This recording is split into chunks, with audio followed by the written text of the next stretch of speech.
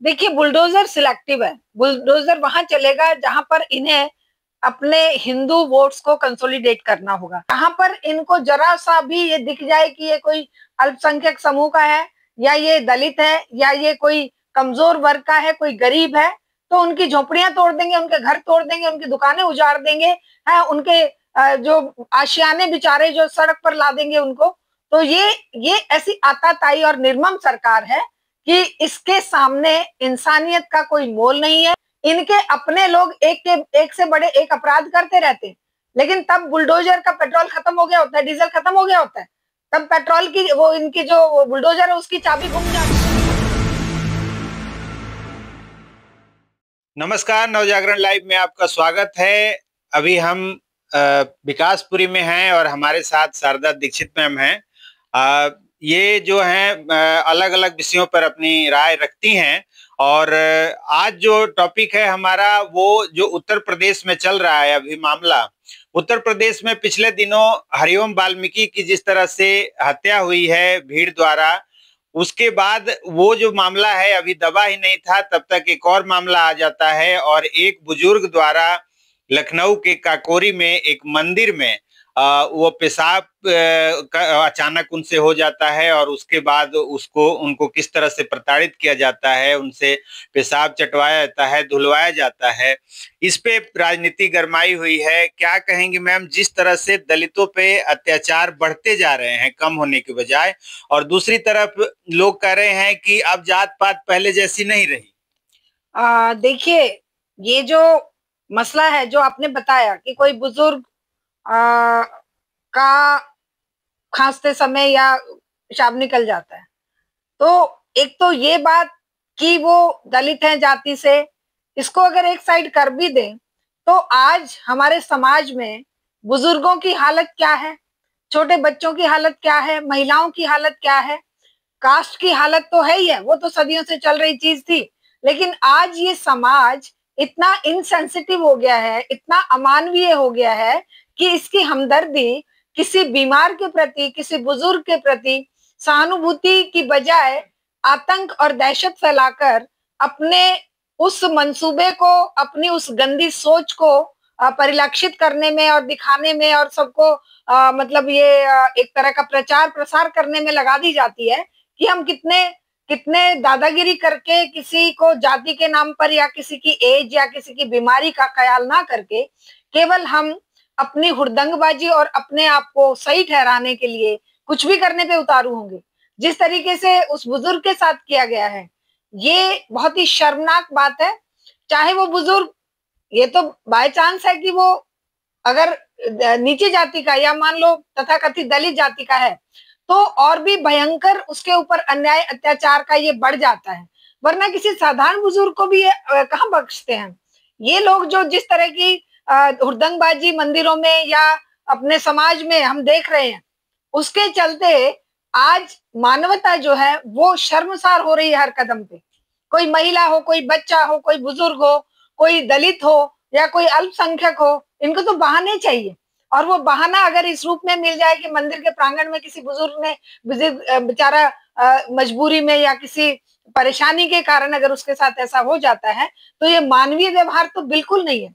बजाय उसके साथ सिंपैथी के, बजाय उसके साथ सद्भावना और प्यार के साथ उसकी मदद करने के, उसके ऊपर आप इतना अत्याचार करेंगे कि उसको उससे चटवाएंगे या उसी से साफ करवाएंगे।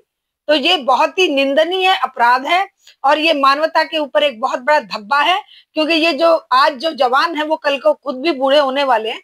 और अगर यही व्यवस्था इसी तरह से अमानवीय रूप से चलती रही तो हो सकता है उनकी इससे भी ज्यादा दुर्गति हो।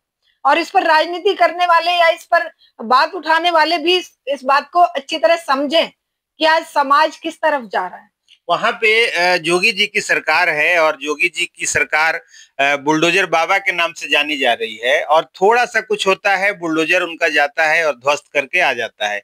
ऐसे मामलों में बुलडोजर क्यों नहीं चलता? देखिए, बुलडोजर सिलेक्टिव है। बुलडोजर वहां चलेगा जहां पर इन्हें अपने हिंदू वोट्स को कंसोलिडेट करना होगा, जहां हिंदू वोट पर आंच आ रही होगी, जहां इनका राजनीतिक हित कहीं पर भी थोड़ा बहुत भी हिलडुल रहा होगा, तो यहाँ वो आंख बंद कर लेते हैं। वहां अन्याय, अत्याचार या कुछ भी किसी भी तरह की कोई भी बदतमीजी, ये आंख बंद कर लेंगे उसकी तरफ से।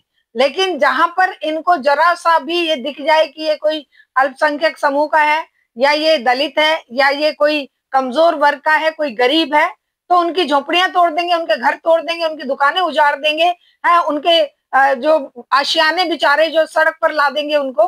तो ये ऐसी आताताई और निर्मम सरकार है कि इसके सामने इंसानियत का कोई मोल नहीं है।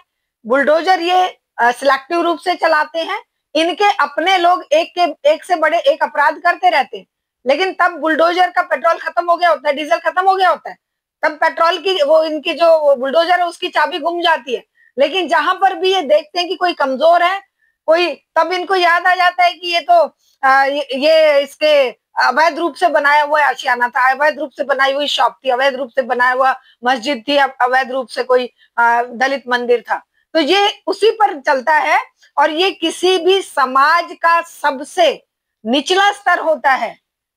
एक महापुरुष ने कहा है कि कोई समाज कितना प्रगतिशील है, कितना उन्नत है, और कितना सही दिशा में चल रहा है, उसका सबसे बड़ा पैमाना यह है कि वो समाज कमजोर वर्ग के लिए, महिलाओं के लिए, बच्चों के लिए, बुजुर्गों के लिए कितना सम्मान रखता है और कितना संवेदनशील है।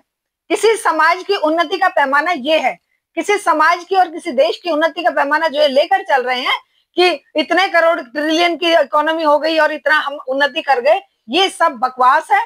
जब तक मानव मूल्य धराशायी होते रहेंगे, जब तक इनके बुलडोजर मानवता के हत्यारे बने रहेंगे, सिलेक्टिव रूप में कार्रवाई करते रहेंगे और अन्यायी अत्याचारियों को समर्थन देते रहेंगे, तब तक हमारे देश का समाज इसी तरह से बिखरा रहेगा, टुकड़े टुकड़े रहेगा। इसीलिए जनता को अब सवाल पूछने की और एकजुट होने की जरूरत है। समाज, चाहे समाज का ऊपर का तबका हो या नीचे का, चाहे सीजेआई हो, सीजेआई पर भी जूता चल जाता है, और जो निचला तबका है उसके साथ तो रोज दरिंदगी हो ही रही है। तो ये मामला रुकेगा कैसे? और एक खास वर्ग ही है जो टारगेट करता है एक खास वर्ग को। देखिए, खास वर्ग तो अब हम तो बार बार एक बात कहते हैं, जो आपके चैनल के माध्यम से भी कई बार हमने ये बात रखी है, और भी जहां जहां हम बात करते हैं यही बात कहते हैं कि वर्ग तो इस समाज में या दुनिया में दो ही तो हैं। एक वो है जो अपनी आवाज नहीं उठा सकता, जो दबा कुचला है, चाहे वो सदियों से जाति के आधार पर बटा हुआ वर्ग बन जाता है। और असल बात यह है, इस पूंजी पर आधारित समाज में एक जो वो वर्ग है जो 1% पूरे संसाधनों पर कब्जा किए हुए है, और एक वो वर्ग है जो अपने पसीना बेचकर रोज की रोटी कमाने के लिए निकलता है, और तब भी पेट भर रोटी और सम्मानजनक जीवन उसको नहीं मिलता है। तो ये जो दो वर्गों में बटा हुआ समाज है, जब तक वर्ग विभाजित समाज रहेगा तब तक अन्याय, अत्याचार और इस तरह के जो हादसे हैं, मानव मूल्यों की हत्या, मानवता की हत्या रुक ही नहीं सकती। क्योंकि जो वर्ग सत्ता में बैठा है, जो चाहे सीजेआई है, सीजेआई उस वर्ग का हिस्सा बन गए, और सीजेआई में हिम्मत नहीं आ रही है, क्योंकि वो कोई भी जाति पर आधारित, अगर इस मुद्दे को हम देखें कि भाई वो तो दलित जाति के थे इसलिए उन पर जूता उछाला गया, नहीं, इसके पीछे और भी बहुत सारे कारण हैं, और भी कारण जो मैं पहले भी बता चुकी हूँ कि कारण ये है कि ज्वलंत मुद्दों से ध्यान कैसे हटाया जाए।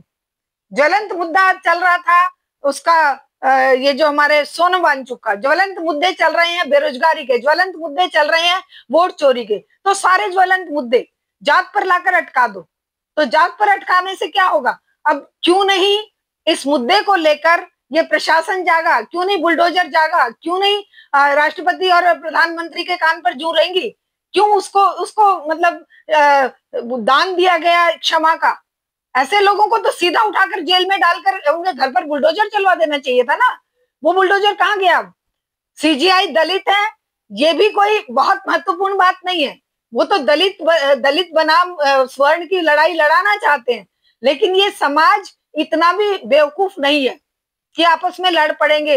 ये लड़ेंगे तो सही मायने में लड़ाई इस वर्ग की, उस 1% वर्ग के साथ होगी, और वही सच में जनमुक्ति का साधन बनेगी।